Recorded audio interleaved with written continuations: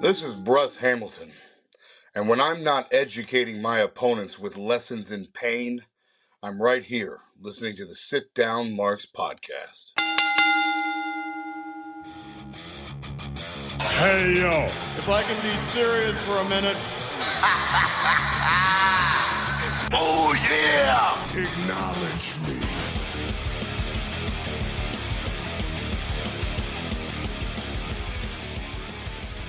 Hey, what's going on, everybody? It's DB, Primo, and Dylan from your favorite podcast, the Sit Down Marks podcast. That's right, and we want to wish all of you out there in Markland a happy Thanksgiving, and thank you for supporting us all of 2025.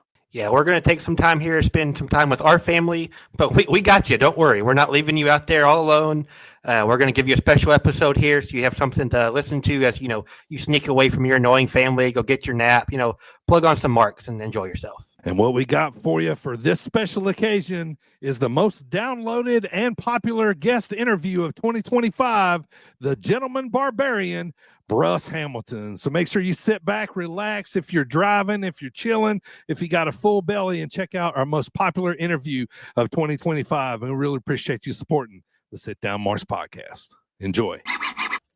What's going on, everybody? Welcome. Episode number 147 of the Sit Down Marks podcast. Welcome, everybody. Come on in, sit down. It's your boy, DB. And today, man, do I have one for you today, man. You probably seen this guy on TV last night breaking up Gunther and Jay in a big brawl. And you probably seen him on TV a lot of other times, too. But there couldn't be anybody really more busier on the independent wrestling, pro wrestling circuit right now as this guy right here, man. He's got a unique throwback look we haven't seen in quite some time, and he is a top attraction on any wrestling show. And, oh, by the way, he is a World Strength Games champion, so we're going to be talking about that. So welcome to the podcast, the Gentleman Barbarian, Bruss Hamilton. How you doing, brother?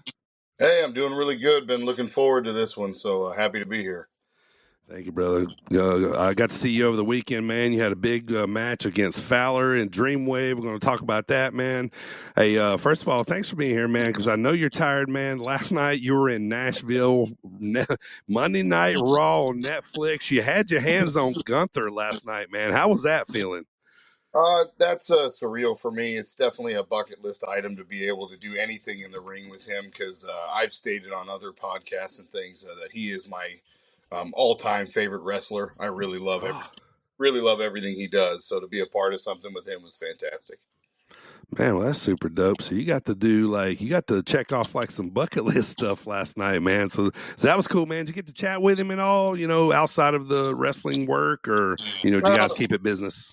Yeah, no, when you're doing the extra work, it's best to be seen and not heard. Absolutely, it is, man. I get it, brother. So let's jump into it, man. I have had the pleasure, dude, of introducing quite a few of your matches now that you've been on the scene for a little while. And then one of the times I introduced you, man, at we were doing a festival. I believe it was the Sweet Corn Circus in Normal. You came out, man, and this wasn't planned, man, but like as you came through that curtain, man, I look at you, and not to steal anything from any other previous wrestlers, but I looked at you, man, and I told the crowd, I said, feast your eyes on Bruss, the Gentleman Barbarian, Bruss Hamilton, man, and it just felt right at the time, man. And your appearance is, as you've probably heard a ton of people tell you, your appearance is like one of a kind, unique, man. So how did that whole thing come about, man? And of course, of course your size is a big part of it, but how the Gentleman Barbarian come about? So the Gentleman Barbarian concept is one that I think that I believe that everyone can relate to. I know that I can. It's just an extreme version of what I believe is what it means to be like a complete man. As an adult, as a father and a husband, there are men out there that are always tough, right? They're always tough 100% of the time. And then there are other men that are soft 100% of the time. And it's been my personal belief that to be that kind of man is the incorrect way, and that you have to be capable of both. because if you're hard all the time, you're going to hurt everybody around you. And if you're soft all the time, you're not going to be able to help anybody around you. So you have to be able to know when to be tough and when to be soft. And that's where the whole Gentleman Barbarian concept came from, was to try and put a face and a likeness to that thought process. Right. I mean, obviously, man, like I said, you're quite the specimen. You know, the visual appearance is a big part of that, and everybody looks at you instantly and they go, "Oh man, this guy's been bodybuilding for a long time, man." Talk about that background, man. You know, your strength games, and being like a world-class bodybuilder. Okay, well, just for definition of terms, but I was not a bodybuilder. Okay, it's a different sport. But that's a common misconception, right? Most people don't live in the weightlifting world. Everyone's just a bodybuilder or a power lifter. So I was a competitive strongman, and I started, I would say, started seriously in 2017. But I've been lifting for the better part of 16 years, and decided to take it up into real competition in 2017, sorry, and just started out, it kind of just like you do with wrestling. You kind of start out at the local shows and see how you do against the competitors, and once you start winning, all right, well, let's go up to the regional level, like, of the state, then let's go to the state level, then let's go to the regional level of the country, and then let's go to nationals, and eventually you're at a world championship, and you just slowly just start. I mean, at any time in the sport of strongman, you could go.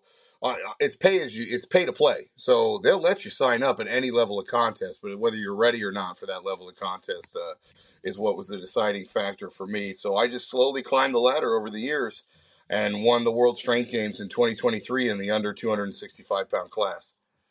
Nice. So, let's talk about your tattoos, man. I don't know if anybody's talked to you too much about, your tattoos and stuff. So how did that all start? Is there a little bit of an addiction there? I know a lot of people, get addicted after, getting a couple of them, but you've got quite a good bit, and it's a big part of your of your appearance, man. So, let's talk about those and maybe some that you have. Yeah. So these are all kind of like a Norse / Gaelic style art, and it's all kind of based around that barbarian mindset, and the story of a barbarian. On the forearm, like, we've got Mjolnir into a berserker with like the spirit of the bear around him, and it kind of climbs up the arm and onto the chest, where you have a wolf fighting a bear on my chest, and on the back there's like the Valkyrie ship coming down to take basically the warrior that doesn't want to quit. That's why I have the undead warrior underneath the raven on my back and everything. Nice. And I actually got the tattoos starting a couple years ago, basically almost just over the span of 1 year, at Filament Tattoo in Wabash, Indiana, by Roger Price. And he's a fantastic artist that can almost do any style. He's got a very unique style of his own, but was willing to compromise to kind of adapt to my ideas here. But he was a big part of the creative behind this as well, of how we wanted to piece it together. And the whole idea, the only reason why I got these tattoos was for the character. I wanted to. The Gentleman Barbarian was the concept I created when I first decided to get into pro wrestling. When I 2021, 2022, when I signed up for Black and Brave, there's a 2-year waiting list. I made the decision that, hey, I'm going to go and win a world title, and then I'm going to go to pro wrestling. So I signed up and basically went all in and started getting these tattoos once I decided on a character. Just to it gives that barbarian look, right? The ancient give that idea of like that's what you see in the movies, and maybe it's not so historically accurate, but it's what society accepts, and I thought it had a great aesthetic appeal. Yeah, it definitely does. So now are you kind of getting them more on the regular? Now that you're deep into. I'm done. You're done. Okay. All right. I hear you, man. Yeah. I'm done. I don't have the money for that anymore. Right. Yeah. Yeah. That's fine. Okay. So you talk about Black and Brave, man. So when did the idea pop in your head that, hey, I think I'm going to wrestle? There was there was a weird time in strongman where I'm lifting, and I used to have long hair, but it was a mohawk long hair, and I went by the nickname the Pocket Viking in strongman, and because I'm short and my beard was very, very large and long, and I had the haircut that that was done on all the Viking television shows. And so I was, working a gimmick even in strongman, and it just it got repeated to me all the time. Like, oh man, I could see you being a professional wrestler. I could see you being a professional wrestler, and I had never watched it or considered it or really got into it. And then in Fort Wayne, Indiana, WWE came by and did a house show, and Bobby Roode came out with that. And I'd never seen him before, but he had that entrance song, "Glorious." Right. And so my wife, myself, and my kids are all watching this show, and he came out, and the fireworks are going off, and that music hit, and it was just it was powerful entrance, and we loved it. And the kids were getting so into the crowd, and my wife just kind of looked at me, and so I have all these people in strongman asking me, if I had ever considered it. My wife looked at me, and she's looking at all these guys, and there's a little arrogance there where, she's like, you're bigger than these guys. Why aren't you doing it? You're stronger than these guys. Why aren't you doing it? And I'm thinking in my head, like, yeah, if they could do it, I could do it. And let me just tell you, that was a bad attitude to have. but it kind of just started. And, I had a grass finished beef business, and we were at a crossroads. We either needed to invest money, a lot of money, to expand the business as it was gaining some momentum and becoming a success, or I needed to basically say, hey, I'm not done in strongman yet. We need to go all in for a world title and chase that dream. And then once that's achieved, basically I basically decided that, hey, I'm going to leave the ranch alone, leave the beef business alone, and I'm going to go chase the strongman dream. And then we're going to go to a new one. We're going to use my body for a new one. And I'm going to go into pro wrestling and see what I can do and chase another star, Yeah. Nice. That's a cool story, man.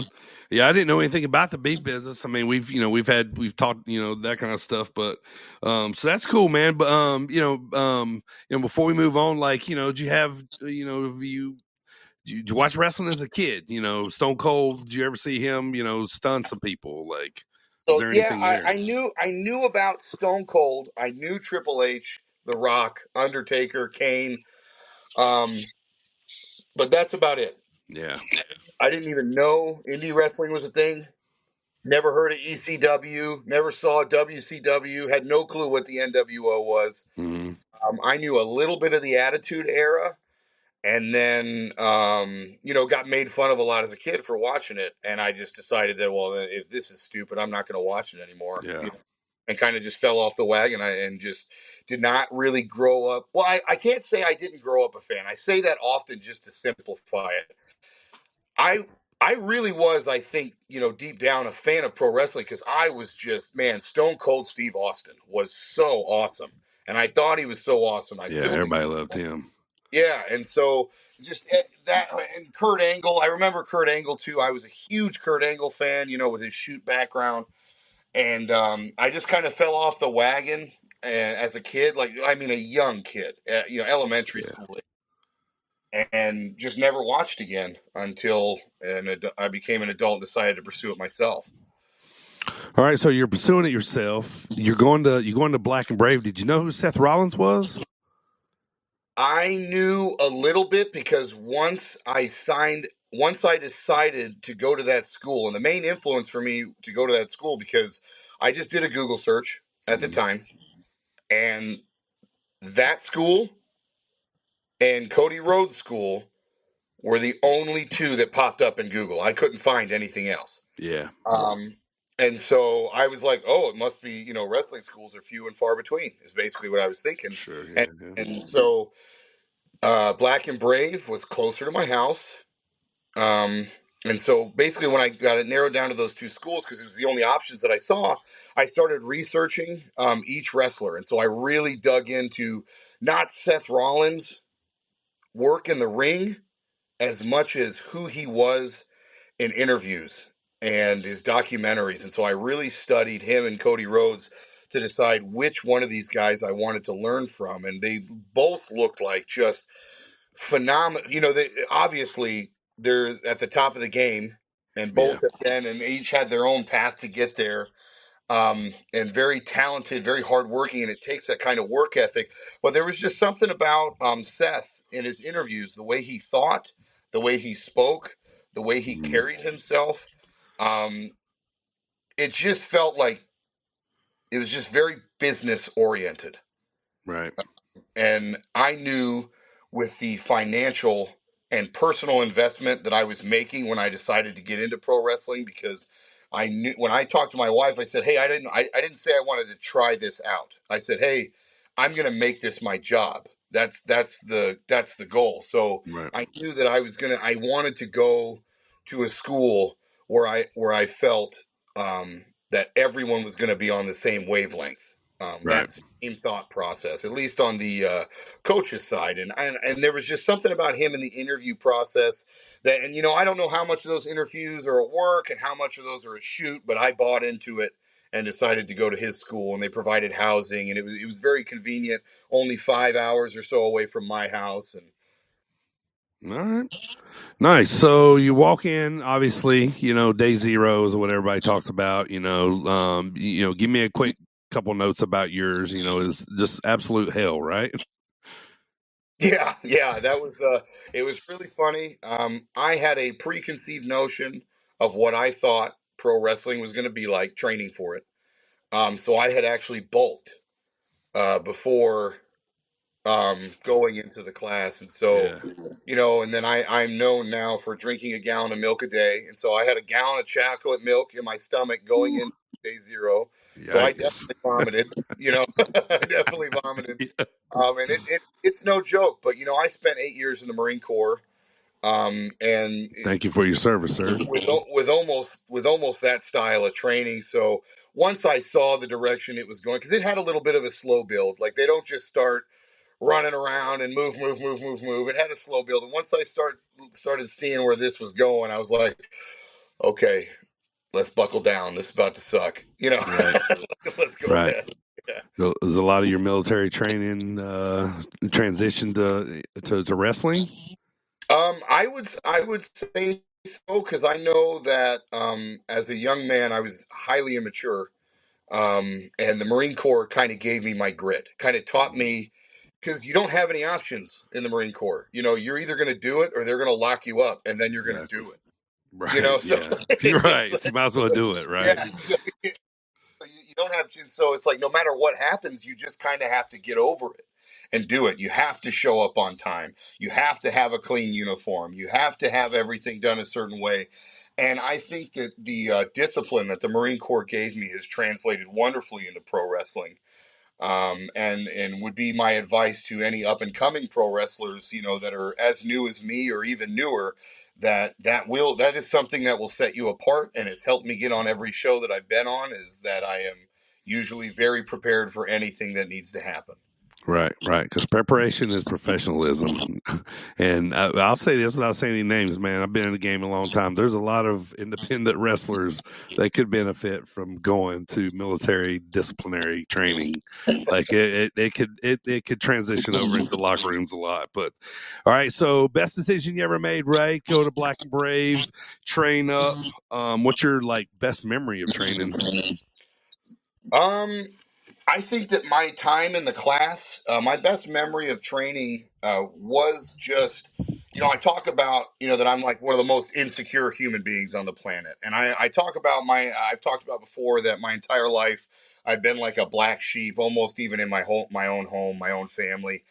growing up and as an adult, and trying to figure out who and what I am and where I fit in the world and everything. And when I got to pro wrestling school, best memory is that they just didn't care. They accept you for who you are. It doesn't matter to them as long as you're putting in the work, you're trying, you stay humble, you're respectful, like all the simple things that make a person a good person. That if you have all those qualities, then it doesn't matter. Nothing else matters. They'll embrace you as you are. And so that making that realization while I was in training, that it was like an aha moment, like, okay, I tried the Marine Corps and I didn't really fit. I tried strongman, I didn't really fit. And then I come into pro wrestling and it was like, aha, this is where I belong. I think I finally made the right call. Right. Yeah, I think you made the right call too. There's a lot of people that think you made the right call. So you're out of training, man. You start logging the miles. I think I met you when you were graduating the next week, I think, or something like that. When you came down to Iron Spirit Pro, had just graduated. There's a lot of Black and Brave guys down there. Solomon Tupu, Shane Boucher, Gunner Brave. You came to help set up. And I think your next visit after that match was your first match, I believe, after that, when you came back up. So let's talk about your first match, man. It was against Shane Boucher, Iron Spirit Pro. I was lucky enough to be the announcer for that. I can relate, man, because I remember your jitters that day. Oh boy, they were bad. The thing I love to talk about that is, I was very blessed to be able to do it with Shane Boucher, someone I know and trust and who has mentored me in the world of pro wrestling. But I remember standing in front of the curtain, hearing you call, waiting for the music to hit. And I was in my head, like, in the locker room, they got that door by the ramp. And I was like, I could leave. I did training. We did it. I could leave. I could never look back. And I don't think anyone would be ashamed. Like, I could just move on. And, I was so scared to go through that curtain, man. Yeah, man, I remember that a lot, man. And but you kept telling yourself, you kept saying, Shane's going to take care of me. It's the best guy that you could have put on. Do you remember if you won or lost that day, Bruss? Oh, he got me in the end. Yes, he did. Do you remember the exact date of that day, Bruss? Oh God, I know it. I feel like it was in May. Does May the 11th, 2024 sound right? That sounds right. Yes, May 11th. It was either the 11th or the 18th, and I do think it was the 11th. All right. Well, I did a little digging, brother, and I put a little something together for you, man. So I found the poster from the first show that you had, where you had your first match, and I found my actual ring card of you and Shane on it, and I framed it up for you, and I'm gonna give this to you the next time I see you at Dreamwave or something like that, man. But this is a secret. Holy cow, that's awesome. Yeah, so I was able to find the poster and had to do some digging to find the ring card, because I never throw them away, because maybe stuff like this I want to go back, but I'm gonna get this to you, man. This is from your very first match, brother. So that means so much to me, man. I am so bad keeping and keeping cataloging the memories and everything. So that means a lot to me. Yeah, Thank man. you. No problem. We'll talk about it later. So you've been booked consistently since then, man. Sometimes 4 times a week, logging the miles. You're in the life now. You're one of the busiest out there. So how's the body holding up? How does it feel to be a pretty in demand independent pro wrestler? Well, it definitely makes me feel vindicated. Everyone likes to feel like their work is being rewarded. And my view about the reward, especially in this industry, the reward for working hard is more work, and I invite it. Right. And so, that's what we're trying to do, is keep getting the reps, keep getting the name out there, build my brand, build my platform, entertain the masses as much as I can, to bring what I have tried to cultivate as a what I view as a pretty unique style of wrestling. It's a little bit of there are guys that are like me, but not exactly like me. There are guys that I'm like, that I'm not exactly like, with my style. And I know that it just, the lifestyle the lessons learned. Mhm. And how to make it cost effective has been I actually have been thinking about starting a vlog for new and upcoming wrestlers about what I do to save money on the road. Because, I think you and I talked about it there at Dreamwave about, I sleep in my car now, and I've made like a little bed in the back, and where that way I can be on the road for 3 days a week, and it doesn't cost me $180 to $300 worth Yep. of hotel stay, because we don't get paid that much. So it's like I have to find ways to cut costs. What I do with food to maintain my size and my strength and everything, that has all been major adjustments. What I've had to do in the gym to change my lifting style so that when I sit for 6 hours worth of driving, I don't have an injured hip when I stand up. Because Right. sometimes I pretty intensely. Right. So what's your favorite part, man? You like being a heel? I do love being a heel. I do thoroughly enjoy being a heel, but I think that's a control thing, because my favorite part of pro wrestling, of conducting a match, is listening to that crowd. And so when I get to run my heat and I get to feed off of the energy they're giving, and I can get that reaction from them, and I can help that face get over and get that sympathy we're looking to get. It just, again, it's one of those rewards you're looking for. It's one of those, okay, I'm vindicated. I am doing this the right way. Yeah, and you're wrestling a bunch of different kind of styles. When you're an independent wrestler, you're hitting all different kind of styles. We're going to talk about Fowler, coming up too. But before we get there, man, is wrestling, is it conducive with your shoot job? Yeah. So I'm a CNA. And I work a night shift tonight. After we do this interview, I'll be headed off to work as we discussed. And I am lucky to work for an agency. So what that means is I work for a company that contracts out to long-term care facilities that can't staff their buildings. So they hire, I'm like a temporary employee for a day or a couple of days or whatever the contract could be. And so I basically just make my own schedule. I pick whatever shifts I want for however long I want, whenever I want, and I make them fit my wrestling week. Oh, well, that's super helpful. Nice. Yeah. All right, let's talk about a little wrestling, man. So this past Saturday night, man, you went one-on-one with Fowler. Not sure if you guys have locked up before, but I watched the whole show and obviously your match earlier today. Talk about going into a mindset of going in to wrestle, say somebody like Fowler. Dude's a super pro. He's got a lot of different arsenal. In his arsenal, I guess so. Just talk about going into a match like that. What do you prep for? What's the mindset usually? Especially with him being a name in the Midwest. He's at the top of every card he's on.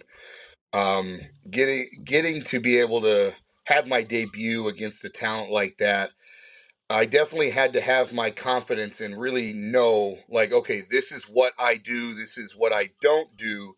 Now, how does that fit with what he does? And I think that actually his style is one of my favorite styles to work. He's such a heavy striker. Mm-hmm. And that works great for me because, especially as a heel, when you're a babyface, if what you're going to do in that ring is run and flip and jump and kick and punch, and I can stand there and make you look like $1 million doing all that, being the big slow guy that I am, then I think that the styles really complement each other because as you witnessed, once I got my hands on him, he got to make me look like $1 million as I tossed him all around the ring, so I wouldn't let him hit me in the dang face anymore.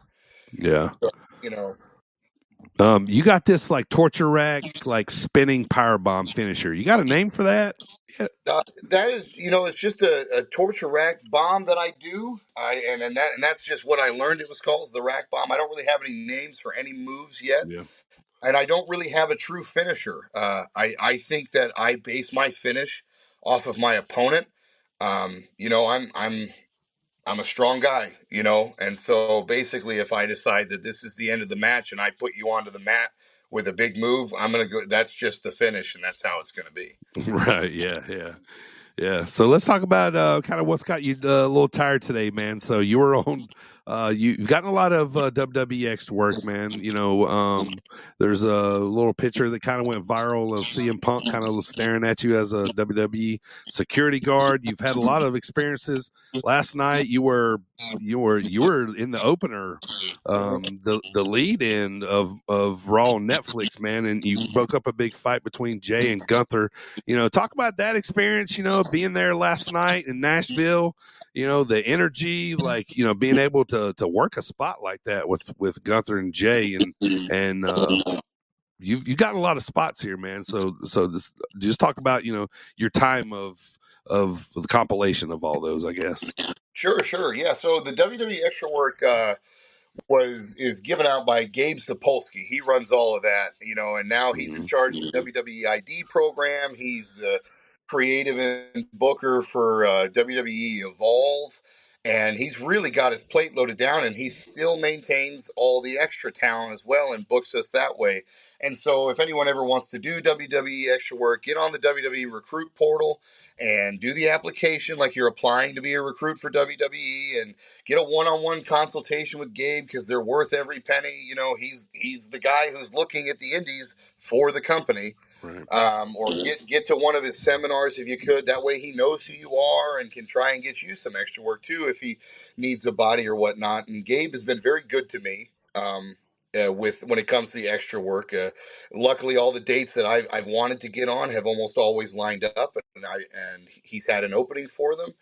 And it's been great. And now to talk about the actual extra work, I think it's a great experience, you know, especially someone like me who never really knew how this world worked, and to be able to go behind the scenes after spending a little bit of time on the indies and seeing how the top company works and how the top wrestlers work and how everyone does it. It's very enlightening and humbling and humanizing of them, because of course we look up to them. They're gods, right? They're where we all want to be. So Yeah. what are they like? What do they do that's different? And I got to be honest, when you know you watch them plan and call their matches and how creative is calling the shots and everything, and it's not much different at all. And that was very eye-opening for me, that it really just looks like they're doing what we're doing, and they're just doing it much better than we are on a much grander stage. Right. And so that just means it takes time, rep, and effort, right, to get caught up. And all the moments I've had, you know, like I got to catch Braun Strowman jumping off the top rope, and I got to catch Bronson Reed doing a suicide dive, and I got to catch Jay doing a suicide dive last night. Right. I catch a lot of people. That's basically what I do for them. And then the CM Punk spot where they lowered the Hell in the Cell, and we were all standing in the ring while it happened. So, you know, I got to be in the ring while the cell was down, and Punk staring at me. And honestly, you know, you can't talk too much about the stuff that goes backstage because it's not about me. And that I think, honestly, I'll leave the details out. Just I don't want to get in any trouble with it. But I will say that the biggest takeaway I've gotten from it is like learning your role, you know, as a security guard. The show is not about me. I'm a background actor. I'm the important person out there, but I'm still an integral part of the show. And so I have to learn how to make my part happen, make it look real, but also stay the hell out of the way so it can be about the actual stars. And that was a lot of fun to learn how to do that as well. Yeah. I think it would be cool just to be a small part of like something big like that. So, is the catering legendary as they say it is? Absolutely my favorite part. I eat a lot, and they just let you eat as much as you want. I mean, think about getting extra work, right? Even if they don't use you, you get to hang out backstage and see everybody. You get free food for the day, and you get to take it home, and they're paying you to watch the show live. Right. It is just such a great experience that everyone, if they can do it, should do it. Yeah, and Sabotage was there with you last night too, Sean Logan. So you got to do it with somebody you're already working with a lot. And I failed to bring that up. That's another thing too. You meet all kinds of indie wrestlers from all over the nation, and it's a good networking. You get to shake a lot of hands. hey, you follow me, I'll follow you kind of thing. And then you guys start talking online, and then soon you're helping each other get booked at each other's promotions. And now you're traveling more and you get more experience and a bigger name out of it. Yeah, for sure. So let's jump back to the indies, man. Is there any dream matches on the indies you want to have? I know one major one for me, just because it's close to my heart, because he's been helping me since I was a student. Is one called Manders. Just a big old hoss fight we could have, Yeah, buddy, we'd watch that all day. Smash mouth match, but and just climbing the ladder where I'm at, like every promotion, like if I could just, CSW getting with Conan Lycan, getting with Solomon Tupu. Obviously, I have a preference. I really do like wrestling the big guys. I like having those big on big matches. Yeah. A lot of fun, because then I actually get to work a little bit. I'm getting bumped around and doing it like that. A big dream match, and I hate that he injured his bicep, because I think we were going to start building something there at IWR, because I got to get in the ring with him, was Jake something. And he's one of the ones I've been closest with being compared to, as we're both just like Neanderthal type wrestlers that get in the ring and big boom mess you up kind of style. Yep. And so to have a clash of that with Jake would be something phenomenal. Just anything, just any name that I could get. It's like I've been asked this before about, like, oh, is there anyone you prefer dream matches and stuff? And it's like, I'm so new in the business that almost every match I'm in is a dream match, because I'm learning something new. I'm getting something new out of it. Fowler was a dream match.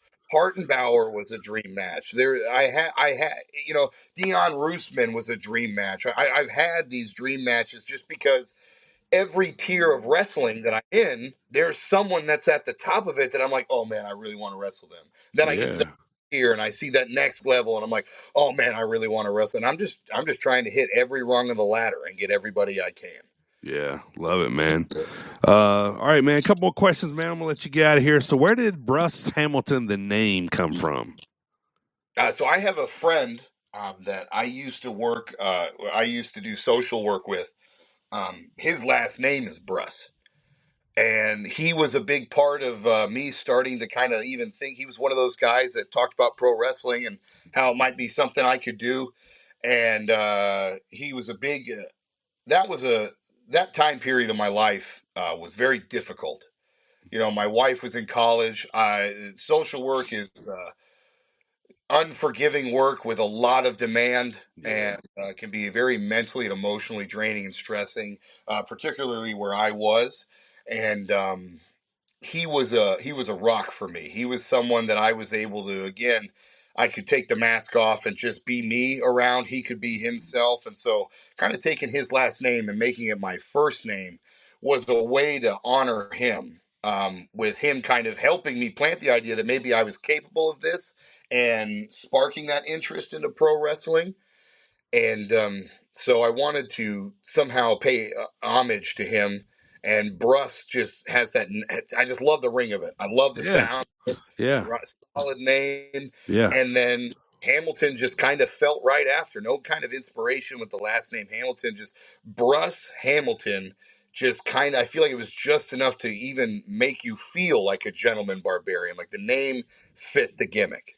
Yeah, man. Yeah, it does, man. It's a unique name, and it fits your uniqueness, and yeah, it totally fits you, man. Like, I remember the first time I heard it, I'm like, yeah, that's a good working name. Like, that's, and for it just fits. It's like Brute, you know what I mean? But Bruss, you know what I mean? It's kind of like where we end up. But so tell me about home life, man. Do kids enjoy dad being a wrestler? Absolutely. Especially now that I'm on promotions with like IWTV or Triller or High Spots or something. Like, so we have all those apps, and so when I'm wrestling, they can actually watch it live or watch it back. Like Chicago style wrestling, they don't live stream it, but they do post it so the kids can see those matches and everything. But I have 6 of them, and so it's very they don't get to see my matches very often, just because it's difficult. I can't ask my wife to pack up all the children and come sit at a wrestling show late at night with a 16-year-old down to a 2-year-old all by herself, because I've got my own thing to do. Yeah. So, but I know that they like it. They like seeing the extra work and just kind of just like giving them that, like, oh, wow, this is what my dad does. And, Yeah. Definitely a cool thing.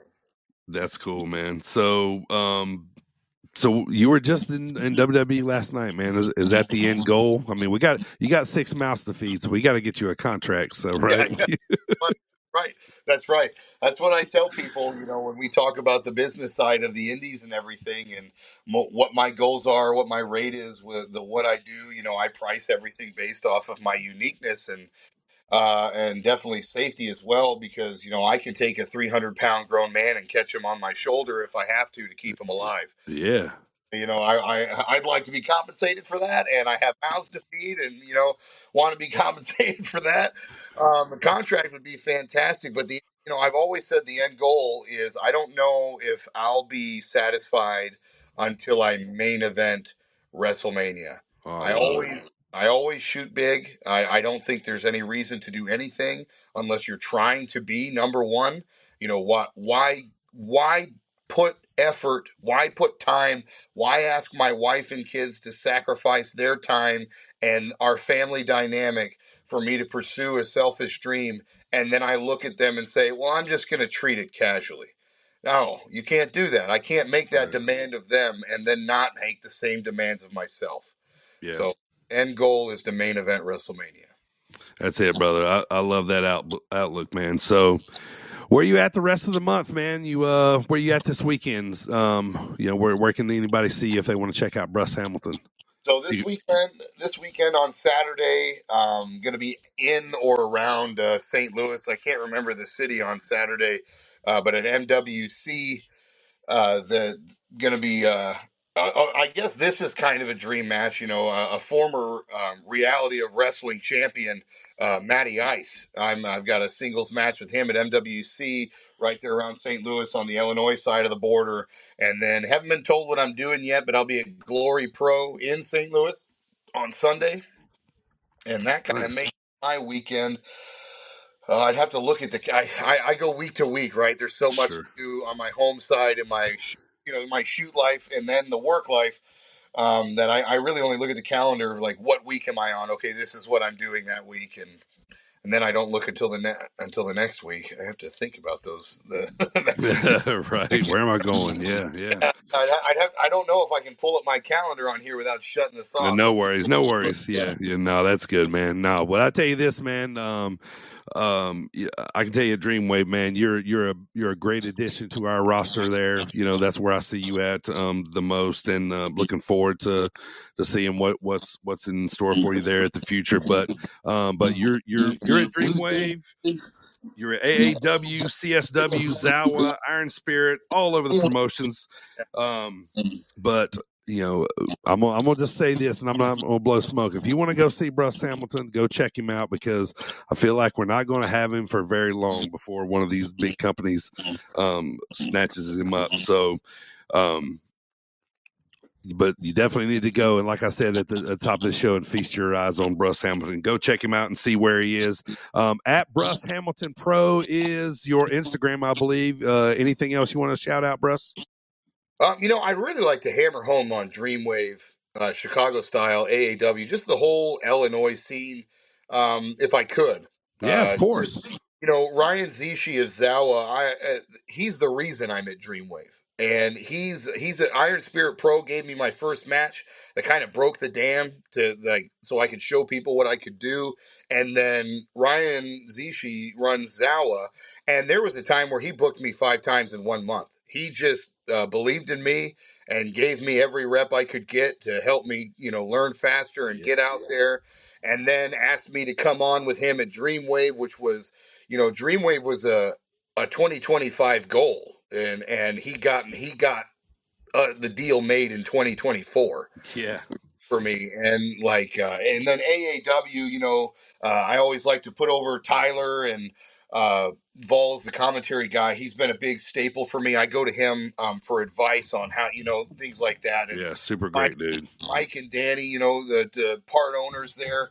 and Danny the booker, and Danny kind of came to SCW Pro and to check out ACH when he was there for a little bit, and he caught wind of me as well, and it's like came right up to me and was like, hey, I want to get you up to AEW. Let's get you up there and take a look at you, and put me right in the Bravo family from day one and told me to sink or swim. You know, the just the Midwest wrestling scene. David Hero in GLCW. Yep. You know, he's the reason why I got to do some time at OVW. And then working for him in Wisconsin at GLCW. It's just every promoter has gotten a look at me and just giving me a shot. You know, where and that's lucky. I know that that's not how this industry works. I know that is absolute luck. And I do like to reiterate that I have done setup and tear down everywhere. You know, I have. Yes, you have. Yes, you have. I have paid my dues. I live on the road and that lifestyle and everything. But I also know that I have advanced very, very quickly due to right place, right time, luck, and just taking full advantage of the opportunities when they are there. And so, like even Rhino at IWR, you know, I wrestle for IWR out of Monroe, and so, he's one of the first places I did ring crew for. I would drive up there, do setup and tear down, and eventually he gave me a shot in one of his factions. The crowd loved me, so kept me, and now I'm on there. It's just one of those things where, like I said, like all these promotions that I've worked with have just given me that shot. I think that I have taken the ball and ran with it, and then and the patience of the promoters. That is something I should reiterate as well. You know, Defiant Pro is one. You know of Defiant Pro? I do. I'm tag team champs there, and they gave I think that was my second show there, and they decided to put a title on me. You know, and so that's the kind of opportunities I talk about that these companies have given me, that these promoters look at and they see my potential. And they put me in situations to get that potential out of me and to help me rise. And no one's been selfish with me because I know I understand what it's like because other talent have made me aware of it. When this new guy comes into the scene and I'm big and I'm strong and I'm attention attracting because of that, and how I was worried when that started happening at these promotions, that promoters and other talent, maybe that would have a negative side effect and other people would be upset that this new guy's coming in and kind of taking the ball a little bit. But that hasn't, at least not in front of me, that hasn't happened yet, you know, and everyone has kind of made room for me and given me advice and helped me. And I've not had anyone try to steer me wrong or try to manipulate me in a way that might set them up for success and put me down. It's been very, very good experience here. Yeah, well, a lot of that's got to do with you having the right mindset, you know, you respecting the business, you know, you just being a good dude, you know, just having a great personality, you know, and just willing to help, you know, and that all that goes a long way in independent wrestling, you know what I mean? So, you know, and you're doing everything right, brother. So I just want to tell you, man, I enjoy your work, man. You know, keep grinding, brother, and you know it's onward and upward from here, man. So thanks for your time today, man. I know you're super tired from being on Raw last night, so I really appreciate it, man. But I was happy to get to talk to you after being on Raw, so that was cool. Yeah, for sure. Thanks for having me. Yeah, all right, but I want to thank everybody watching on Facebook and YouTube, and everybody listening on Apple Podcasts, Spotify, Audible, all those podcast platforms out there. I want to thank you guys for listening. I'll be back next week as me and the Marks going to be sitting down to talk about other promotions outside of the top two. So for Bruss Hamilton, I am DB, and we are Top Guys, and we are out.